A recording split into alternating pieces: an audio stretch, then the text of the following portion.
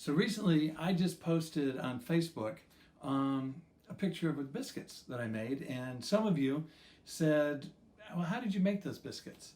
And I think one of the most important things is that the ingredients are pretty basic, but how you make the biscuits, the technique, is really how you do it. Now, let me say how I came about loving Southern biscuits.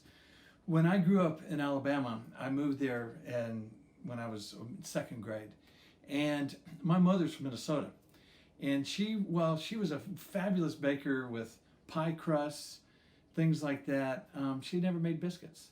And so when I started spending the night at my friends' homes, I would get up in the morning and their mom had made fresh biscuits. And when I ate those, I thought, these are fantastic. And then I found out that they had them every morning. And so one friend in particular, my friend Matt Marshall, his mom would take the leftover biscuits, put them in a bag, and so every day after school I'd get a bag of leftover biscuits. And so biscuits really became very important to me. And over the years I decided I missed biscuits, and so I wanted to learn how to make them. So I started looking online, and I started learning about how to make biscuits, and that's what I'm going to teach you, is how to make biscuits. And I think that that it really is technique. It's not so much just what the ingredients are, but I'll give you the ingredients, basic ingredients. White lily flour. White lily flour, or Martha white flour, or Southern biscuit flour. If you don't want a flour that's all in one, but it's okay if it's self-rising. It makes it easier if it's self-rising. But I'm not going to use self-rising flour. I'm going to add and use the baking powder. I use Clabber Girl, which is probably back from 1810, but I use Clabber Girl, and that is the basics there. So again, the flour, while you want to use either Southern biscuit, Martha white, or white lily, it's a winter wheat, and winter wheat is a lighter flour. It's more like a cake flour, and it's very important to use one of these flours because the other flours just don't cut it. So the other thing is, what are the implements? Now, what's critical, this is my little, it's like a cookie cutter, but it's a biscuit cutter. And the reason it's important is that some people would be tempted to just get a glass or a mug and use that, but that's almost like creating ravioli or something. It pinches the sides. You want a cutter so that it's more likely to be able to rise, the biscuit. So this is a biscuit cutter, and you don't have to use a biscuit cutter, but again, it's nice that it cuts it, and so that it rises easier. Next, this is what cuts the butter into, or if you use Crisco or something like that, this cuts it into the flour. You can use a knife, but this is what this is made for. They're cheap and they're good. Then you need a rolling pin. I use this because it's just easier, but you could use a bigger rolling pin, but this is the one that I use. From Pampered Chef. And my camera production crew is here to help as well. It's from Pampered Chef. Then I add a fork for what I'm going to mix it with, and you need a knife for a couple of reasons, but in particular, you need it to cut your butter or your shortening, whatever you're using. Now, I'm not as picky about the milk that I use. It's fun sometimes to use different kinds of milk products. So this time I'm going to use some plain yogurt. There's no sugar or anything in there. It's just plain yogurt.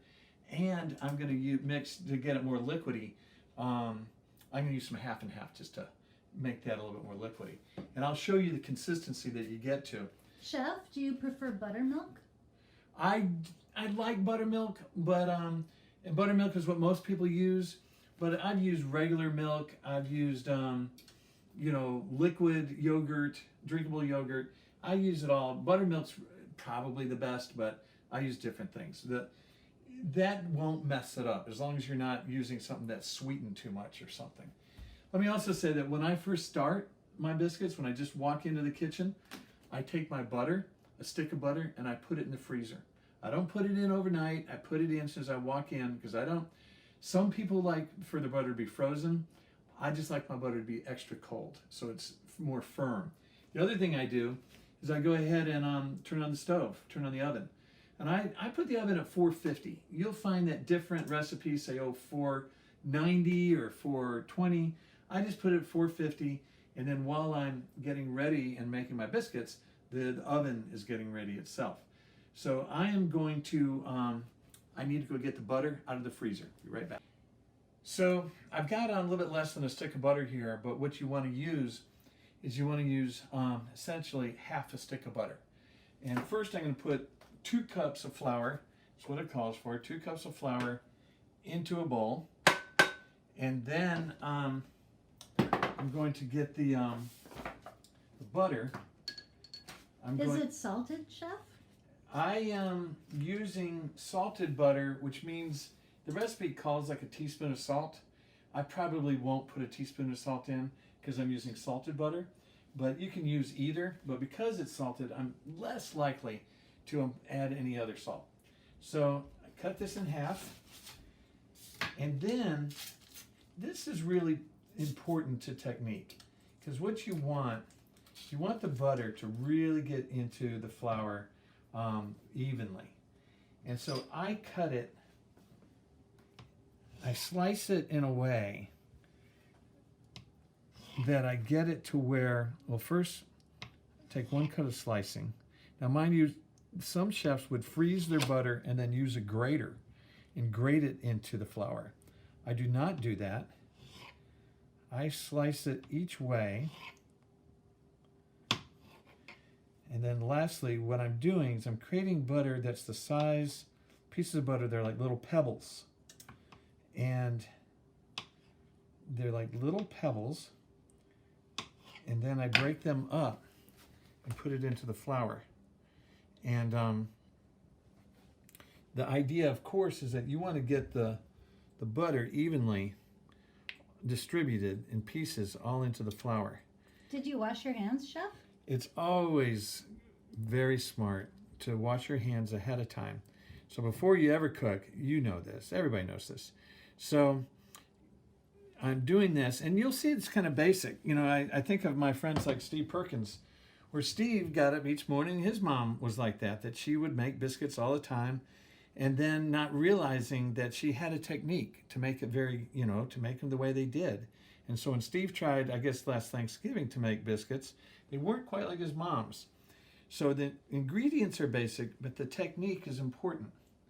And then I think of like my cousin Wilson up in Utah, that I don't know if you'll have trouble getting this kind of flour, because it is sold throughout the South. Obviously you get it on Amazon and those kind of places, but and I do think you can get this flour at Walmart. I think the Martha White is sold at Walmart. Otherwise, in a pinch, if you really get in a pinch, it would be it'd really be just a cake flour, because that's what the winter wheat is. But you should be able to get either Martha White or White Lily. Southern Biscuits probably a little bit more regional. I know I get Southern Biscuit flour at Harris Teeter, which is, common in this area. And so that is part of the challenge. I know Jim Slattery, who's also probably going to see this, he can go to Harris Teeter, and he lives in Washington, D.C. And again, this is not self-rising flour, but self-rising flour, you're not really cutting a corner. It makes it easier because it's, the baking powder is more sifted through there. Now, one thing that's important, this is baking powder. This is not baking soda. I know you know that, but just always check yourself. This is baking powder. So the recipe calls for a tablespoon of baking powder, and I'll sprinkle it in there fairly evenly because that's important. And it's really interesting chemistry of like, how does baking powder work? But do some people sift their flour and baking powder together before they add the butter? Oh, I guess that's possible. Some people, like your assistant? Oh, maybe my assistant is a little bit more skilled at some of these things than me, except she's never quite mastered biscuits. But yes, that's a smart thing to do as well, and that works well too. So I think the other thing is, for the knife, this is what I use the knife for, is I knock the butter off of my little folder machine here, whatever we want to call folding butter, into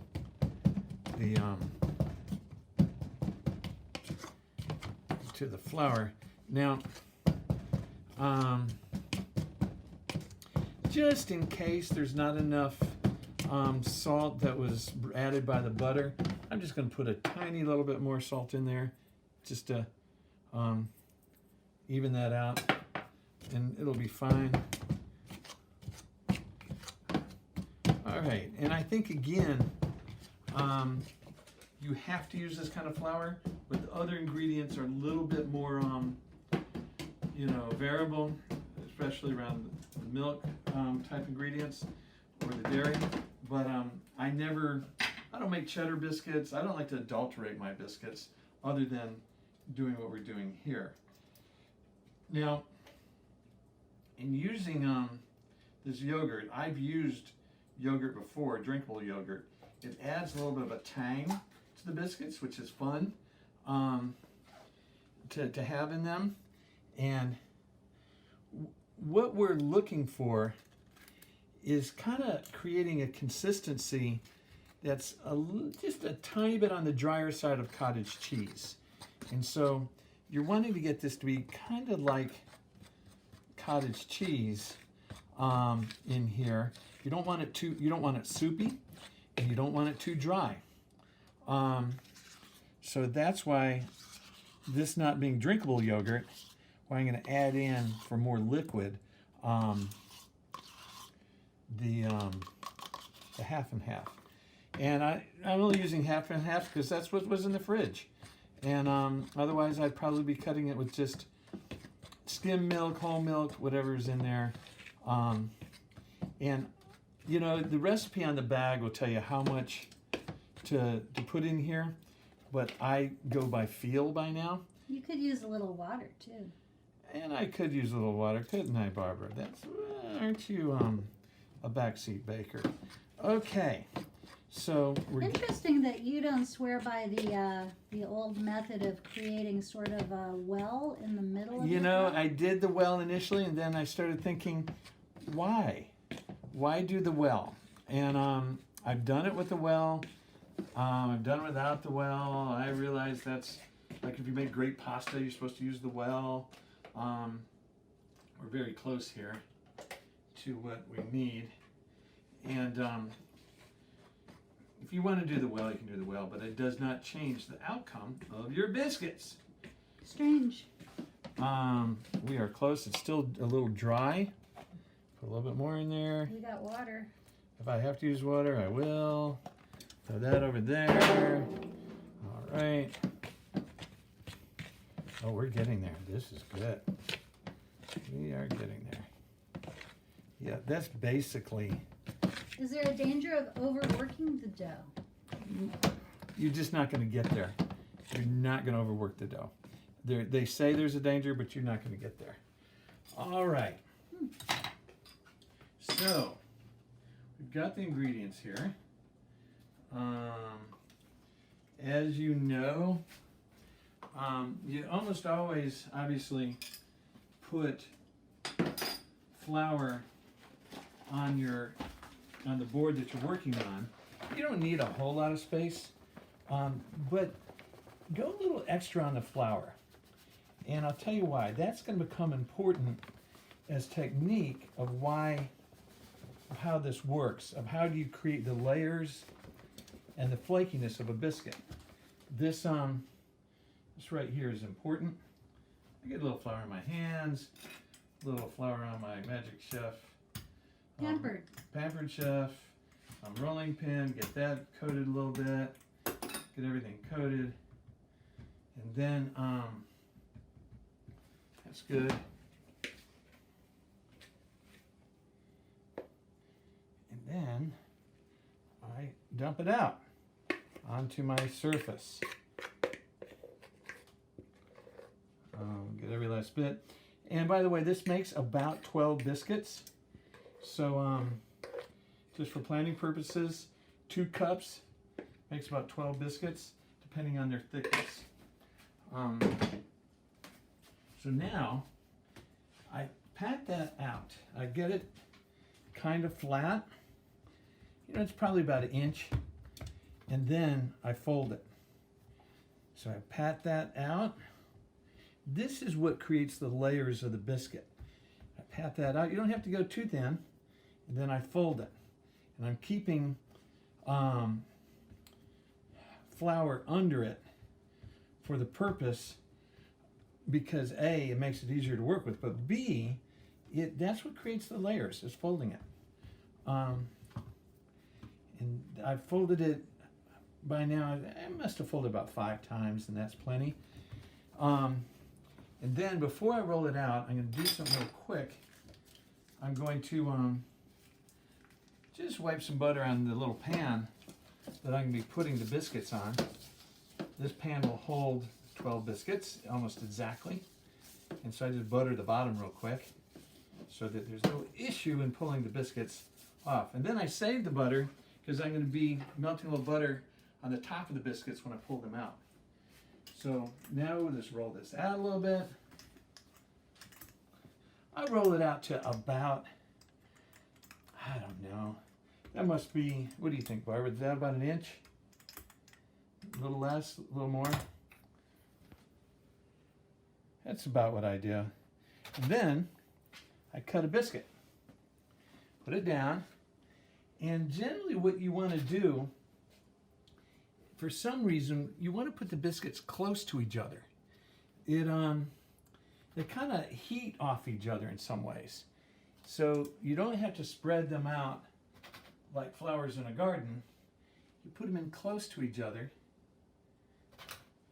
And Flowers in a garden? there's always this stuff like how close do you put plants together and to where they encroach on each other.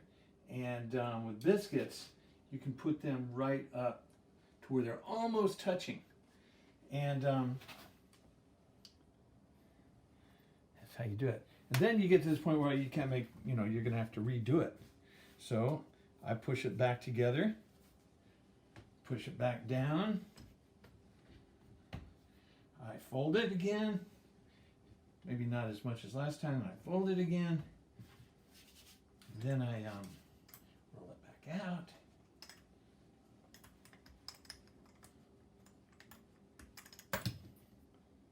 Now back to the biscuits. Oh, they're a little bit thicker. That's good. There's not a real requirement of quality control on thickness, but in some ways sometimes thicker is better than thinner, because it's nice when they're not all completely cooked on the inside. Sometimes it's not quite gooey in the middle, but pretty close. And one thing I didn't show you is that sometimes it's good to get some flour on your cutter so that it cuts better. This is the last biscuit. And then there's always kind of the Frankenstein biscuit. That's the one that is kind of your good luck biscuit. I'll just keep that for myself right at the end. And I'm going to put that little Frankenstein biscuit, handmade, right on the corner here, where it doesn't cause any trouble. And so with that, I am now going to put the biscuits in the oven. Darn it, you're supposed to turn this on right when you get here. I'm at 400, so I'm 50 degrees shy. So I'm going to wait until I hit 450. And let me also say that when you put it in the oven, you really want to get them out in time. You don't want them to bake more than 15 minutes. And I generally check on them at least once, and I turn the pan so that they get a little bit more evenly cooked. And then as soon as they start getting some kind of a golden reddish brown on top, I pull them out. I don't really like my biscuits to be browned all over the full top, because then they're just too done. And so that's what I'm going to do, and I'll be back to you when I'm pulling them out of the oven. Okay, it's been about 12 minutes. I'm going to check on the biscuits, and oh, they're looking good. Oh, they are looking good, but they're still very white on top. Don't look at the dirty oven. We're cleaning it. So we're gonna wait for them. They're not quite ready, but they are looking pretty. Okay, I think they're done. And Barbara, how do you think they're done? I can smell them, Chef. Oh, okay. So, coming out. Oh gosh, they are beautiful. These are beautiful biscuits. They are fluffy. They are done. And they are good looking. So, this is what we're going to do now. Take the remaining butter. I see the layers, Chef. Oh yeah, these are darn good looking biscuits. Must be the yogurt. Well, they'll do this with buttermilk. They'll do this with regular milk. So I put butter on top. Oh yeah. Now, these are beautiful biscuits. And so even this little Frankenstein biscuit that I make at the end. Then what I like to do, I think presentation is everything. So I put them, and see how they just come up. But I tell you, look at that biscuit. See how it's like already separating? It's just asking you to pull it apart and putting good things on it. And I'll put that one to the side because that is posing for us. So pull out the rest of the biscuits, put them in a basket. Another one, again, you just see the crease there. It's just saying, pull me apart and put goodness in there. These are beautiful biscuits. And it'll be interesting to see what they taste like. Kind of full of yourself, aren't you, Chef? Oh, I'm full of biscuits. So here we go. I'll leave that one for a snack later. But now, because I get a reward for making biscuits for you, I'm going to cut this biscuit in half. I will. Oh, look at the steam. It is steaming. Oh gosh, that is a beautiful biscuit. I'll put it right there on a plate. Take some more of my butter. You can never have enough butter in life, you know that. Take more butter, put it on there. Come on. And then spread it on my biscuit. Oh yeah. Now, this is kind of a tribute to the South, what I do next. And Zoe, you need to get Steve to help you find this because it is a treat that you deserve. And that is using next Golden Eagle syrup. Steve should sing the jingle for you, Zoe, when you do this. I think it's the pride of Alabama. It is the pride of Alabama, made in Fayette. So this is Golden Eagle syrup. I put it in, don't tell me what, I put it in a sous vide honey dispenser because it's just easier to just kind of squeeze it on top. Come on, there you go. Come on, Golden Eagle. Ooh, that looks good. All right, now it's time. Let's try the biscuit.